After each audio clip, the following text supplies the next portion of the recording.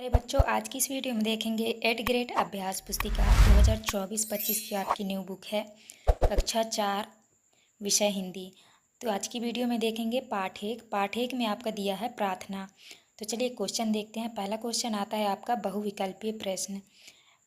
प्रश्न क्रमांक पहले में है, कवि किसके जल पवन अन्न माटी में पलता है? तो इसमें से जो है आपका सही उत्तर हो जाएगा बी नंबर, भारत के। दूसरा क्वेश्चन है, प्रभु तेरा उपकार की मैं भारत में रहता हूँ, रेखांकित शब्द का विलोम है। तो आपका उत्तर हो जाएगा बी नंबर, उपकार। तो यहाँ पे आप उपकार भर लीजिएगा। इसके बाद आता है आपका अति लघु उत्तरीय प्रश्न। प्रश्न क्रमांक 3 में है, हमें अपने विद्यालय की प्रार्थना कब करनी चाहिए?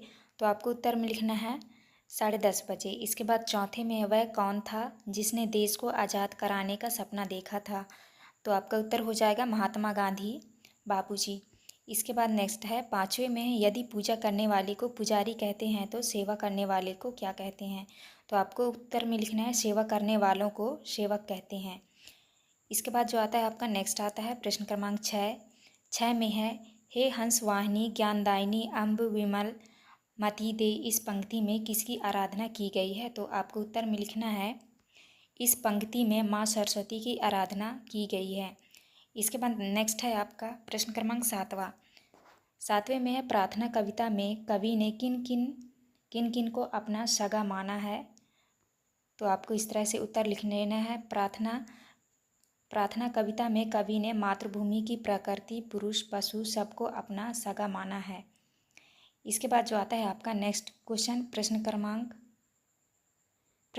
8 में है, हमें अपने देश के लिए क्या करना चाहिए? तो आपको उत्तर में लिखना है हमें अपने देश के लिए देश प्रेम का भाव रखना चाहिए व देश की उन्नति के लिए कार्य करना चाहिए। तो आपको इस तरह से प्रश्न क्रमांक 8 का उत्तर लिख लेना है। इसके बाद नेक्स्ट क्वेश्चन आता है आपका प्रश्न क्रमांक 9। प्रश्न क्रमांक 9 में है, अपने आराध्य की आराधना करने से क्या लाभ है? तो आपको उत्तर में लिखना है अपने आराध्य की आराधना करने से मनुष्य अधिक सुख शांति पाता है। इसके बाद नेक्स्ट आता है आपका प्रश्न क्रमांक 10वां। प्रश्न क्रमांक 10 में है, मेरी मातृभूमि है भारत, मैं भारत के योग्य बनूं, इस पंक्ति से आप क्या समझते हो? अपने शब्दों में लिखिए। तो आपको उत्तर में लिखना है भारत मेरी मातृभूमि है, मैं इसकी रक्षा के लिए योग्य बनना चाहता हूँ। इसके बाद नेक्स्ट आता है आपका दीर्घ उत्तरीय प्रश्न। प्रश्न क्रमांक 11 में है, मातृभूमि से आप क्या समझते हैं? इससे संबंधित कोई एक कविता लिखिए। तो आपको इस तरह से उत्तर लिखना है, मातृभूमि का अर्थ है हमारी जन्मभूमि, जहाँ हम जन्म लेते हैं और रहते हैं। मुझे अपनी मातृभूमि भारत पर गर्व है। और इस पे आपको एक कविता भी लिखनी है। तो कविता में आपको लिखना है, मातृभूमि की माटी चंदन लगाओ, चंदन आओ तिलक लगाएं, इस माटी में जन्म लिया यह सोच के हम इतराएं, वीरों की पावन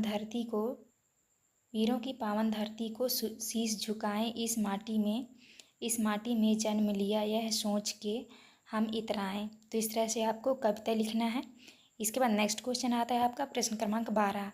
प्रश्न क्रमांक 12 में है, प्रार्थना कविता पाठ से आपने क्या सीखा? उसे अपने शब्दों में लिखिए। तो आपको उत्तर में लिखना है, प्रार्थना कवि पाठ से हम प्रभु की प्रार्थना करते हैं, जिससे हमें सुख शांति का अनुभव प्राप्त होता है। हमने प्रकृति पुरुष पशु सबको अपनाना सीखा एवं प्रकृति का अनुभव किया एवं अपनी मातृभूमि की रक्षा के लिए सब कुछ करने के भाव जागृत हुए। तो आपको इस तरह प्रश्न क्रमांक 12 का उत्तर करना है। तो ये था आपका लास्ट क्वेश्चन। यहाँ पे आपकी वीडियो कंप्लीट होती है। वीडियो अच्छी लगी तो प्लीज़ हमारे चैनल को लाइक एंड सब्सक्राइब करिएगा। मिलते हैं अब नेक्स्ट वीडियो।